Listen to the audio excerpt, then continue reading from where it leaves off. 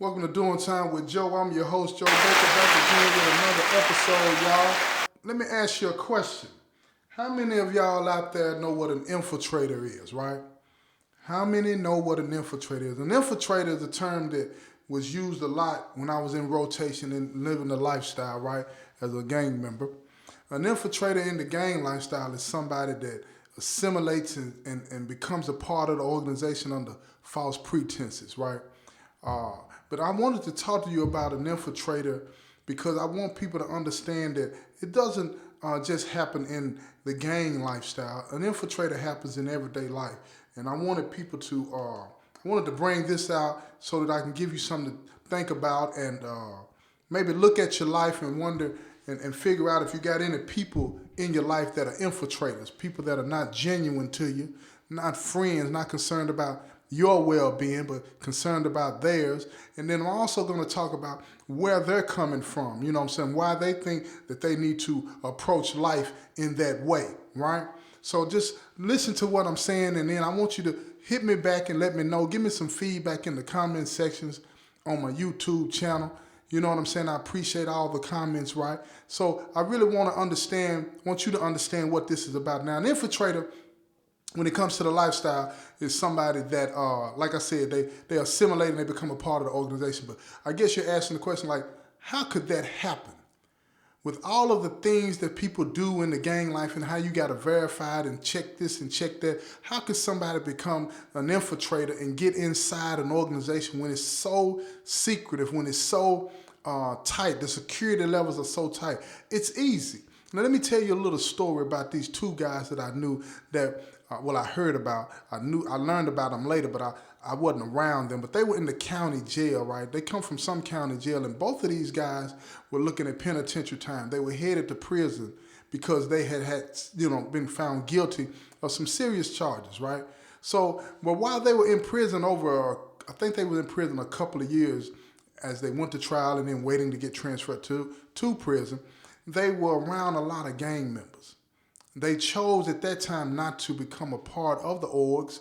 It was like Crips and Bloods, Vice Lords and Gangster Disciples and whatnot. But they decided that they didn't want to go through what it would take to become a member of any one of those organizations because they wasn't built that way. They wasn't cut like that, right? So, hey, not saying that that's a bad thing that you're not cut like that. I'm just saying to become a part of that, you got to be built a certain way. That's just what it is, okay? Not glorifying it, just explaining it. You know what I mean? Now, here's the thing.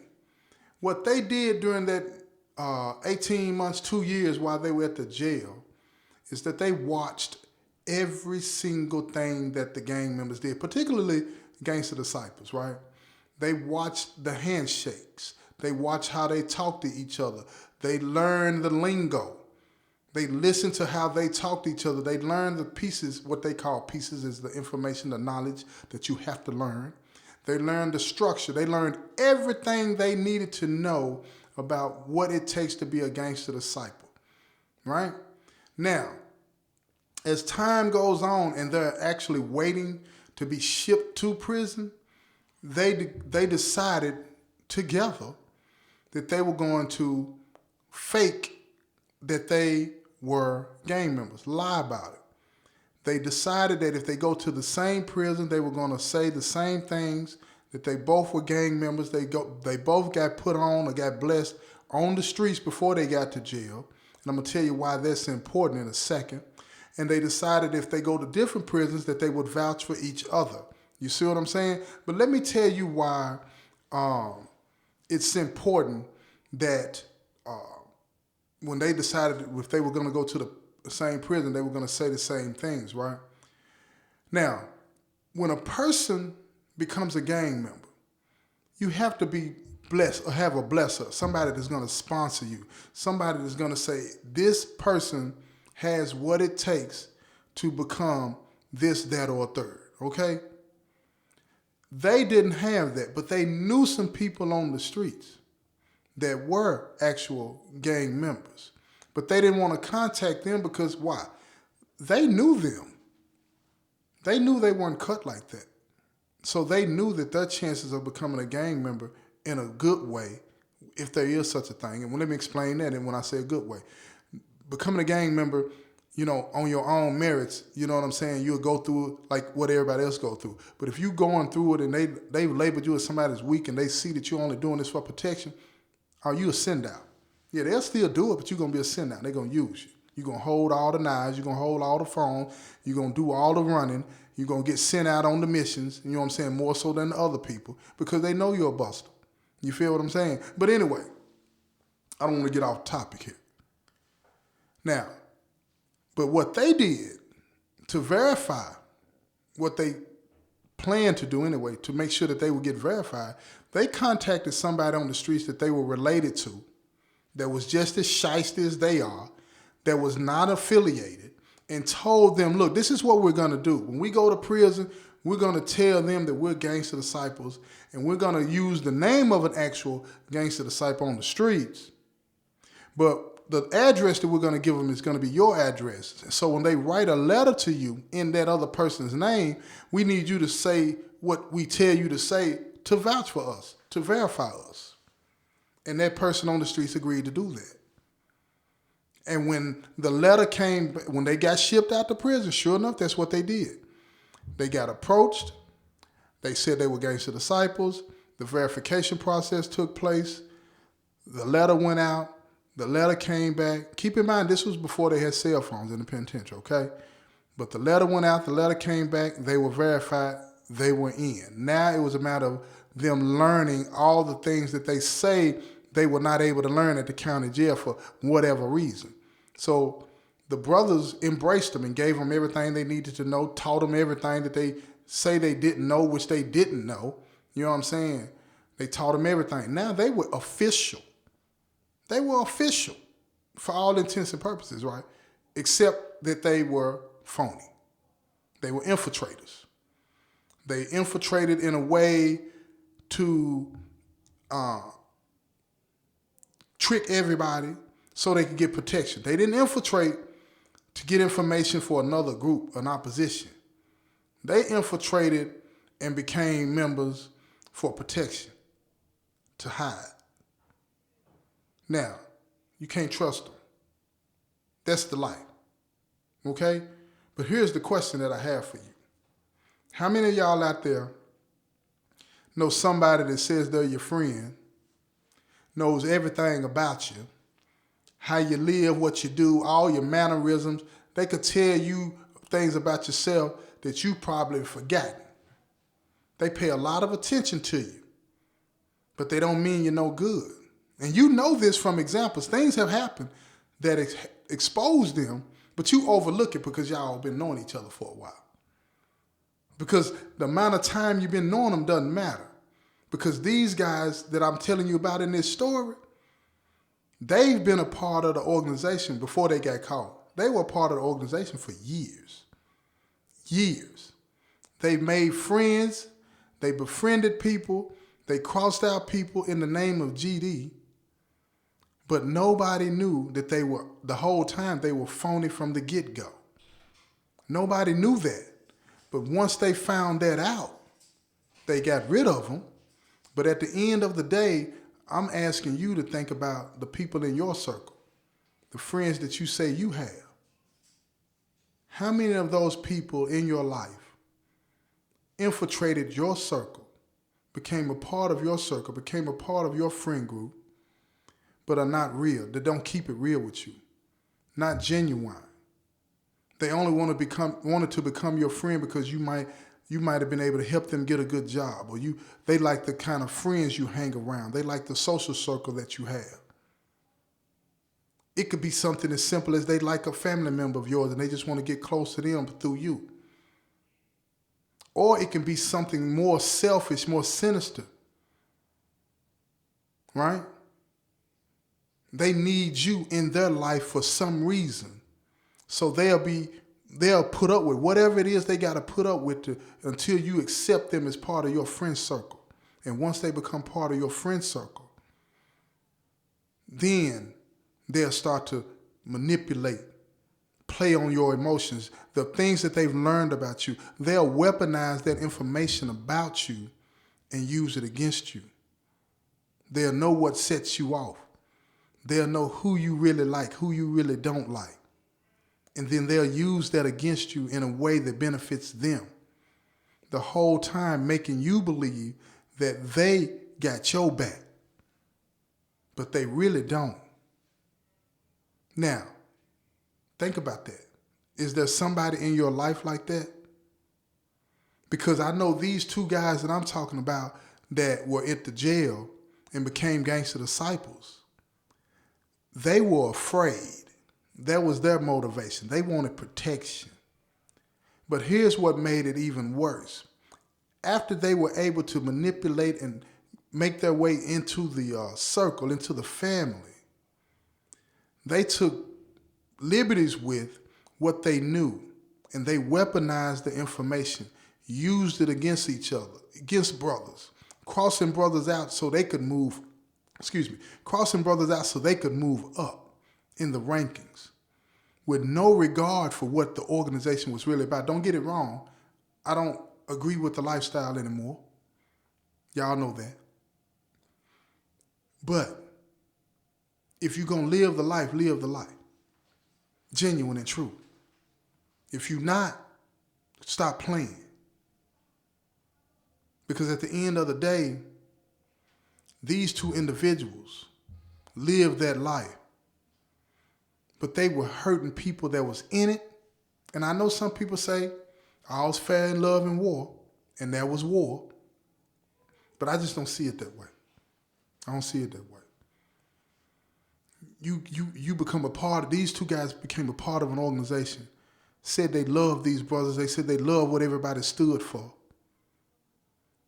But the whole time they was there just for their own selfish needs and desires, crossing people out, cutting people's throats, lying on top of lying on top of lying, creating this toxic cocktail of hate, deceit, manipulation, all of these things so that they could advance. They didn't care what happened to nobody else. And they both kept each other's secrets. I mean, they were dangerous. They were dangerous. And when they got put in a situation where they were almost exposed by somebody that knew them from their hometown, oh, look here. Oh, they got real grimy then. They used the organization against somebody that they grew up with, crushed him, sent him to protective custody. He can't even come out on the compound nowhere. Then, even when he comes and send a letter out and tell the truth about them and all this and that, don't nobody want to hear it. Why? Because in the penitentiary, when you go to check-in, people consider you to be weak. So now your word really ain't that much no more. Don't carry that much weight. Don't matter if you're telling the truth. You're telling the truth from in the back, from PC. So when you transpose that to people that you meet in your life, that feel threatened by somebody in your friend circle that might expose them for the fraud that they are, then guess what they're going to do? They're going to cross that friend of yours out that's been true to you. They're going to fill your head full of garbage and make you believe that that person that you've been around longer than you've been around them, somebody that has had your back, they're going to make you believe they ain't straight. Because to them, everything's on the table. This person over here that's been around you, that's been loving you and treating you with respect and dignity, that you may disagree with from time to time, friends and family disagree. Friends and family disagree. But we don't do nothing to hurt each other to the point to where it's blood drawn, it's cutting them out to the point to where you don't speak to them no more, that they ain't nothing, you consider them to be dead because what somebody done told you about them, that you ain't even bothered to verify if it's true. It matches up a little bit, but not all the way. But that don't matter to you because these two people that you say that have convinced you that they got your back are telling you that this person that's been knowing you your whole life ain't straight. What's wrong with that picture? What's wrong with that picture? That's how somebody that will infiltrate your life under false pretenses will do you. They'll come into your house like a bull in a china shop, tear everything up. Emotionally wrecked. They want you to be emotionally wrecked. They don't have no aim in life, no goal, no purpose, no nothing other than one thing, to befriend you, to destroy you. Why is that? Why befriend somebody to destroy him? Why befriend somebody to manipulate them? Why befriend somebody to hurt them? Because they're hurt or they're scared and they don't know how to move no other way. So even when you show them real, genuine love, they don't know how to return that. They get suspicious of your love. And all the people around you, they can't relate. They don't know how to move in that circle. They don't understand that. And that's the same thing I'm talking about with these two guys that was at the county jail that became gangster disciples. They didn't know how to move in them circles on a genuine level because they came in it under false pretenses. Wasn't no blood on the table. They ain't put no blood on the table. They lied. Because see, I don't agree with the lifestyle anymore, but there's one thing I'm going to say about the lifestyle. Part of the reason they wanted to put hands on you and beat you in was they wanted to know, do you really want it? Are you willing to go through this for that? It's crazy, it's stupid, I don't agree with it no more, but I'm going to tell you something. If you want something bad enough, you'll do whatever you got to do to get it. And that's what that was about. But see, they didn't want GD like that. They wanted it for other reasons. That's why they didn't want to go through the physical part of it. You see, they wanted to manipulate their way in, which they did, and they lied, and they covered base. They became masters of lies. They became masters of deceit. And when you do that, when you create a life for yourself like that, it's hard for you to relate on a genuine emotional level with anybody. With anybody, because you've cut yourself off from that. It's like cutting yourself from your own lifeline. And then you expecting to be able to function in life. You can't do it. You can't do it. You're full of too much toxicity. You're full of too much hate and deceit. It ain't going to work. But you expect results out of it. And the results that you get out of it don't ever turn out the way you want it. So they want that for you. So when you run into somebody out there, or you've been knowing somebody for quite some time, or just met them, and they present themselves in a way that they didn't have to go through nothing to get your friendship, right? Transpose it back to becoming a gang member, getting beat up, they're going through something. Now, how easy did you make it for this person to become your friend? Did they go through anything? Did you ask them anything that was challenging to them? Did you try to push a button to see what level they were on mentally? Did you put them through anything? Or did you say, oh, we cool, just because they from your hometown or just because y'all wear the same sneakers? But what do you know about them? Nothing. Not really nothing. Yeah, you might know what their mama's name is, their daddy's name is, and brothers and sisters and some things like that, right? But what about them? Do you know what makes them tick? Do you even know what makes you tick? See, that's what I'm saying. We form these bonds with people without really even knowing anything about them. See, you're not going to know anything about the people around you until you go through something. You got to go through something, y'all. Then you can see what they're made of. It don't mean something bad. Don't mean something. It don't have to be something bad. It could be something good, magnificent, and great. But you got to watch them and see how they respond to it. Do they appreciate what's happening, or are they selfish and won't move? That'll tell you something about them. Are they the type of person that you go to for advice and always got something negative to say? That'll tell you something about them. Are you listening? Are they the type of person that you go to for advice and they encourage you? That'll tell you something about them. Are you listening? Do you understand what I'm trying to say? You know how they say, do you understand the words that's coming out of my mouth? That's what I'm trying to get you to understand about somebody that will infiltrate your life. What do you know about the people around you? What do they bring to the table? What do you contribute to their life? We need to start building bonds that are based on more than zip codes and colors and things like that. We got to go deeper than that, y'all. Because until we go deeper than that, we're always going to be saying this. Something goes down, something goes wrong. Man, I didn't know dude was like that. Man, I ain't see that coming. But if you put them through something to see what they're made of, it'll show. And then you get to make a choice, and they do too. Is this who you want to associate with, spend some time with, spend your life with? Because you know how they respond to stuff. They know how you respond. So when you deal with somebody and they have become a part of your friend circle, male, female, black, white, purple, blue, you know what I'm saying? Christian, Muslim, Jew, whatever the case may be, Catholic, all of that. What do you know about them? What are you trying to learn about them? What are you trying to show them about yourself? Because somebody that infiltrates a person's life, they're paying attention to you.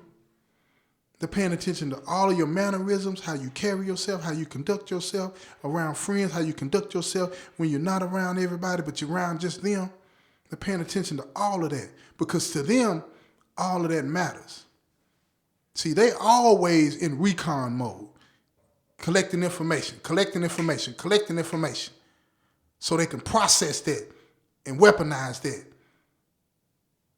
So you got to pay attention to that. You got to pay close attention to that. Because if you don't do that, you're going to find yourself in a situation where nothing makes sense. Nothing makes sense. And then you're going to rely on that person for advice. And when you start to rely on that person for advice, then they know they got you. You can't even process information out for yourself now. And you'll start to believe that that person is your friend. But what have you put them through? What have you been through with them to know that this is true? Don't use those words lightly. Now, these two brothers, you know, they went on to rise in the ranks, become OSMs, that means outstanding members. And in the process of that, a lot of people got hurt. A lot of people got hurt. But guess what? You reap what you sow. You reap what you sow. They found themselves on the wrong end one day of the spear. And they got poked. Both of them. Somebody from their hometown happened to know the person in a personal way, was related to the person that they had used to vouch for them years ago. Right? I'm not talking about the person that in their family that they wrote. I'm talking about the person that they faked that their family member was. The real gangster disciple. A family member of that individual bumped into them. Right? And they had conversations. And then, because they had started to believe the lie, they let it leak out of their mouths that they were gangsters before they came to prison and that this man's cousin was their blesser. Getting thick, y'all. Getting thick. Turned out to be a lie. He knew it was a lie. They knew it was a lie, but he still called the house to verify it. And when he called his cousin, guess what he said? I don't know them like that, man. Y'all know what it is. And what did he do? He was told by his cousin to go to the brothers on the compound and let them know to call him. Well, the gig is up. The call has been made. They've been faking for years. All of the people that they had called shots on and had hurt, had run to the back, had beaten within an inch of their lives. All of that had caught up with them. And now the call had went out all over the state, all over the penitentiary, that these two dudes had a KOS on their head. And if y'all don't know what that is, that means kill on sight, y'all. It wasn't an SOS, which is smash on sight. It was a KOS, which is kill on sight. It got real. Why? Why did it get so real? Because they had manipulated and hurt people for years in the name of GD, something that they knew they did not belong, but they had infiltrated it for their own needs. Why is that important to what I'm talking to you about?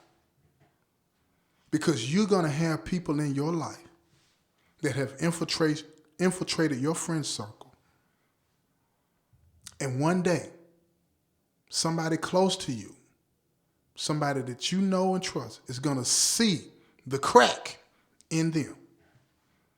And then you're going to have a decision to make. Do I recommend that you do what the gangsters did? Hit them with that thing and send them to the back? No, I do not. I told you I don't agree with that lifestyle no more. I don't recommend you do that. You don't kill somebody for lying to you. You don't do that. I understand the anger. I get it. Been there, done that. But that ain't what you do. This is what I would say. Like all people, everybody wants to know why. Why you do this to me, why you do that, blah, blah, blah, this and that. I would ask myself, how much of what they did hurt me or helped me? Why is that important? Because the universe allows people to come into your life for whatever season and reason, and whatever's going on, there's a lesson in it for you. Might not feel good, might not be good at the time, as far as you can see. But there's a lesson in it for you. Most things that happen to you in your life, most things that happens to us in our lives, are meant to help us become better people. What lens are you looking through to become that better person? Are you looking through a lens of somebody that's been hurt, lied, and manipulated to? Or are you looking through a lens of compassion, understanding, and forgiveness? See, most of us don't want to look through that lens. Why is that? Because if you got to look through that lens, or you got to put your hands in your pocket or put them behind your back, and then you got to say, what am I supposed to get from this? And that takes a lot of courage. It takes a lot of discipline. It takes a lot of trust. Now, not trust in them, trust in him. Y'all don't hear me, man. Y'all don't hear me. See, because that's the hard part for a lot of us. Somebody does us wrong, mistreats us, turns our lives upside down. First thing we want to do is cut them off like a fingernail. I'm not saying that maybe you shouldn't do that in some circumstances.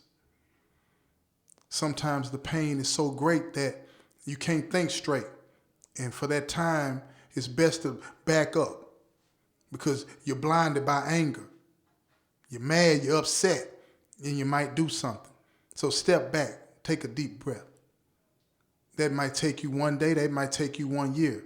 Whatever it takes to not cross that line, you do that. And get yourself together and ask yourself, why would the universe allow this person, these events to come into my life and cause so much havoc? Why is that? Is it really havoc or is it a mirror? Which one is it? See, we don't want to look at it like that. Could be a mirror. See what I'm saying? Because you can't see yourself. Can't see yourself. You can't see that you might be causing pain in somebody else's life, or in the past caused pain in somebody's life, and that now the chickens have come home to roost. You might not be able to see that, but be that as it may. What you have to do, what I do, let me say that, I ain't gonna tell you what to do. I ain't got no business telling nobody what to do. I'm sitting in the penitentiary. You see what I'm saying? Been here for 34 years. But I do say this. Got a lot of experience, man, in this thing. And what I do, even when I'm hurt, I'm talking about crushed. I'm talking about ground up into powder. My feelings are hurt. I can't focus. What I try to do, let me correct that. What I do is I look through those lenses of forgiveness and compassion and understanding. And I look for the humanity in that person that has done so much wrong to me. And I ask the Most High for the lesson. What is the lesson?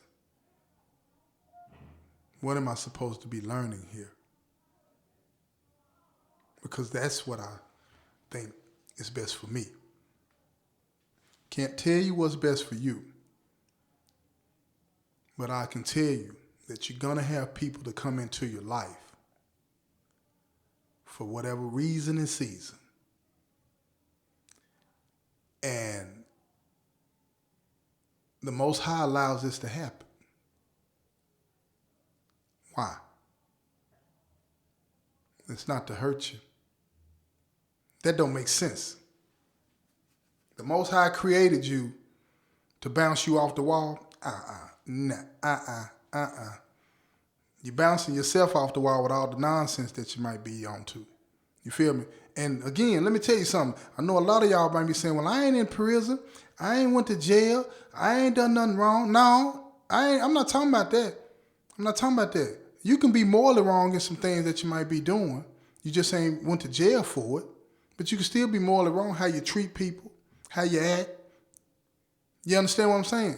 So check yourself before you wreck yourself. Because things are going on in your life just like they're going on in mine. You know? The fact that I've come to prison, the fact that you haven't come to prison does not mean that you got it together. Doesn't mean that. You're better off than I am, I'm going to tell you that, because you can go get you some fried chicken or something. I can't do that. I gotta wait till they let us get incentive. But at the end of the day, you being free to move around is better than my circumstances in that regard. But are you morally on the right path? Are you living a righteous life while you eat that chicken? All right now. Pay attention to the people that come into your life. Recognize how they become a part of your friend circle. And I'm not saying that you shouldn't befriend them, but go into it with your eyes wide open.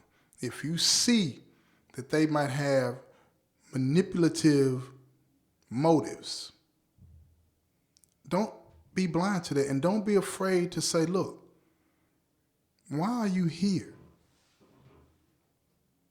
Why are you here? They may not have an answer for you, but you could be surprised. You could be surprised. Because when people do that, when they live like that, it's because they are afraid of something. And that's what led those two individuals at the county jail to do what they did, that led to them being stuck several times, put in the hospital, lucky they didn't die, and then put in protective custody. They started that whole crazy thing off because they were afraid They didn't want to accept the consequences that come along with the decisions that they had made to live a criminal lifestyle.